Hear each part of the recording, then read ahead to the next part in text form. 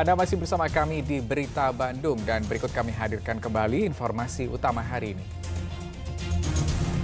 Sebuah mobil minibus tiba-tiba terbakar saat dikendarai pemiliknya di Tasikmalaya. Sebuah warung bakso di kota Cimahi digunakan sebagai kedok untuk menjual ratusan botol miras. Proses penerimaan peserta didik baru daring dengan sistem zonasi dicurigai banyak kecurangan. Salah satunya dengan memanipulasi data di kartu keluarga.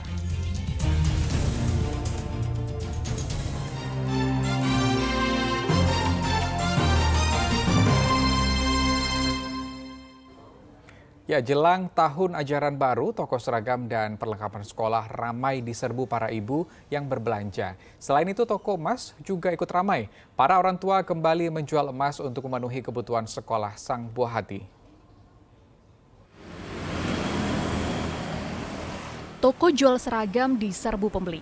Ya, kondisi ini yang terjadi setiap jelang masuk tahun ajaran baru. Salah satu ramainya penjualan seragam sekolah terjadi di Jalan Jenderal Sudirman, Purwakarta. Umumnya, para orang tua sengaja datang membawa anaknya agar ukuran baju maupun celana seragam menjadi pas saat dikenakan. Selain baju dan seragam, warga juga membeli perlengkapan lain seperti ikat pinggang, topi, dan kaos kaki. Beli tadi peralatan sekolah di toko A udah beres, terus ini sekarang seragam. Untuk harga gimana, Bu? Ada kenaikan atau gimana, Bu? Ya iya sih, tapi nggak banyak sih, cuma standar. Tapi ukurannya SMA. Sama kaos kaki, sama dasi, sama sabun. Untuk harga sendiri gimana, Bu? Ya? Untuk harga sendiri? Kalau untuk harga terjangkau lah. Oke, ya. Makasih. Pengelola toko mengaku penjualan seragam sekolah tahun ini jauh lebih baik dibanding tahun sebelumnya, dengan peningkatan penjualan lebih dari 30%. Bagus naiknya. Berapa persen kenaikannya? Ya, nyampe 30%. Untuk harga apa ada kenaikan atau enggak, Pak? Ada. Kalau dari bahan pokok juga ada naik gitu. Oh, dari bahan baku juga udah naik. Rata-rata kenaikan berapa sih? Paling 5.000. 5.000, 10.000 sih. Udah jauh kita. Ini yang paling Tak hanya toko yang menjual seragam saja yang ramai, toko emas pun menjadi ramai jelang masuk tahun ajaran baru, seperti di salah satu toko emas di kawasan Pantura, Kabupaten Subang. Para pembeli sengaja datang untuk menjual kembali simpanan perhiasan emas yang mereka punya untuk mendapatkan uang tunai. Nantinya, uang yang didapat dari hasil penjualan akan digunakan untuk membeli pakaian seragam dan alat tulis sekolah bagi anaknya.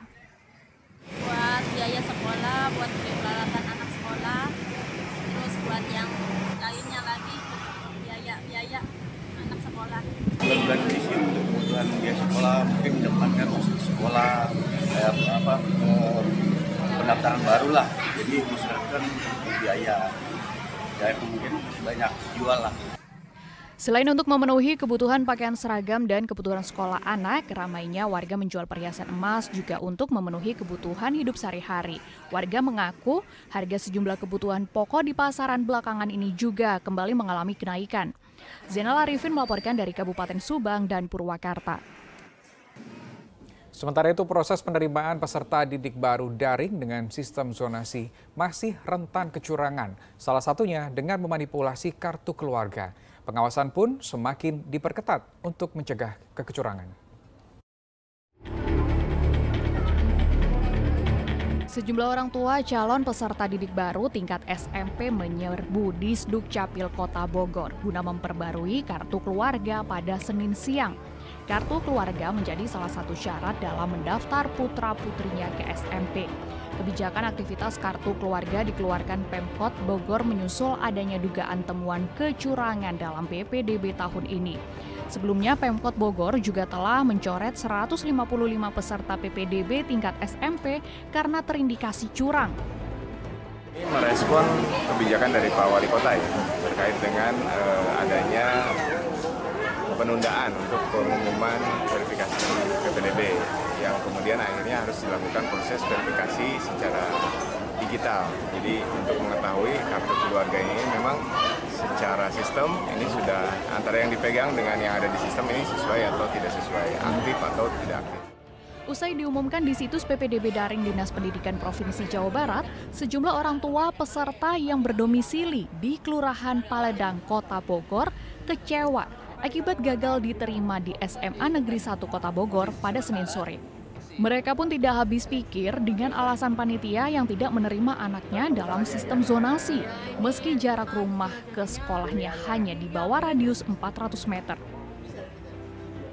Di situ 412 meter titiknya, ya kurang lebih segitu. Waktu SMP juga di daerah situ kan? Waktu SMP 1 ke Jaring, zonasi, makanya aku optimisnya lah SMA di situ aja lah yang deket. Apalagi sekarang saya pindah ke sini kan tambah deket. Kalau dipikir-pikir aku kayaknya pengennya terus, ayo biar anak saya SMA 1. Tapi yang mau jalanin anaknya kayaknya udah ngeper. Kamu gimana mau itu? Ya ini ya berharapnya pengen. Kan warga di sekitar kami itu sedikit populasinya. Jadi ada nama-nama yang di pengumuman ini yang bukan daripada ini warga sini kan aneh. Warga pun menganggap sia-sia usai mengadukan secara langsung ke Wali Kota Bogor Bima Arya saat menggelar sidak Kamis lalu. Sementara di Bekasi, untuk mencegah terjadinya kecurangan dalam PPDB online sistem zonasi, PLT Wali Kota Bekasi Tri Adianto melakukan sidak di SMA Negeri 1 Bekasi. Syarat kartu keluarga juga jadi perhatian utama. Karena kelemahan yang ada bahwa memang ketentuannya boleh memindahkan kakak dari satu alamat, kemudian pindah ke alamat yang ada di sekitar sekolah. Ya. Jadi oleh karena itu ketentuannya apakah perlu perbaikan atau penyempurnaan. Sementara tim Satgas Saber Pungli Kota Bekasi juga memastikan tidak ada praktik pungli dalam proses penerimaan siswa baru. Itu pendampingan selama 3 hari pada saat pengumuman dan daftar ulang, itu aja.